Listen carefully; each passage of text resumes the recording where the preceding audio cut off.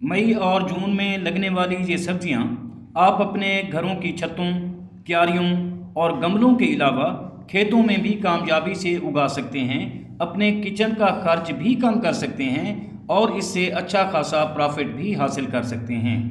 मैं अपने किसान को खुशहाल देखना चाहता हूं, मैं इस काम में लगा हूं। किसान भाइयों, आज की वीडियो अप्रैल, मई और जून में लगाई जाने वाली मुनाफा बख्श सब्जियों पर है। सब्जियां उगाना इंतहाई आसान काम है, लेकिन थोड़ा मेहनत तलब ज़रूर है। अगर आप अपने खेतों में उगाना चाहते हैं, छोटी क्यारियों में उगाना चाहते हैं या फिर अपने घर की छत पर उगाना चाहते हैं और घर में गमलों में उगाना चाहते हैं, तो जो वीडियो आपके लिए है। इस वीडियो में आपको बताया जाएगा कि कौन कौन सी सब्जियां आप अप्रैल में लगा सकते हैं, मई में लगा सकते हैं और जून में भी लगा सकते हैं। दोस्तों, सब्जियां उगाने के लिए आपकी ज़मीन में ऑर्गेनिक मटेरियल का होना बहुत ज़रूरी है। यानी आपकी ज़मीन या आपकी मिट्टी जिसमें आप सब्जियां उगाना चाहते हैं वो नामजाती मादों से भरपूर हो। सब्जियां हर तरह की ज़मीन में उगाई जा सकती हैं, लेकिन अगर ज़मीन नरम और भुरभुरी हो और अच्छे नकास वाली हो तो ये सबसे बेहतर होती है। और अगर आप छोटी क्यारियों या गमलों में उगाना चाहते हैं तो भी गोबर की गली सड़ी खाद और फल इनमें ज़रूर डालें। इससे आपकी सब्ज़ी की फसल शानदार, लशगरीन और ज़्यादा फल देगी। तो चलते हैं अपने टॉपिक की तरफ, यानी उन सब्जियों की तरफ जो हम मई जून में गमलों, क्यारियों और घर की छतों या घर के सियान में उगा सकते हैं।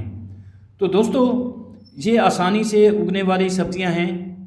सबसे पहले जो है वो है चप्पन कद्दू, इसके बाद है घिया कद्दू, भिंडी, भिंडी तोरी, घिया तोरी, शिमला मिर्च, तर, खीरा, ककड़ी, सब्ज़ मिर्च, टमाटर, बैंगन भी आप घरों में और गमलों में उगा सकते हैं।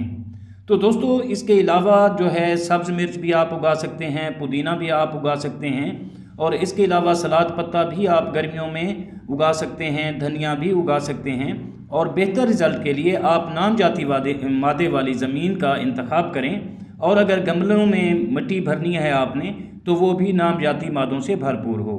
और सब्जियों के उगाव के लिए जो दर्जा हरारत दरकार होता है वो 20 से 35 कामयाब होता है। और अगर अब मई और जून में आप लगाना चाहते हैं तो कोशिश करें कि जिस वक्त टेम्परेचर डाउन हो उन दिनों में आप काश्त करें।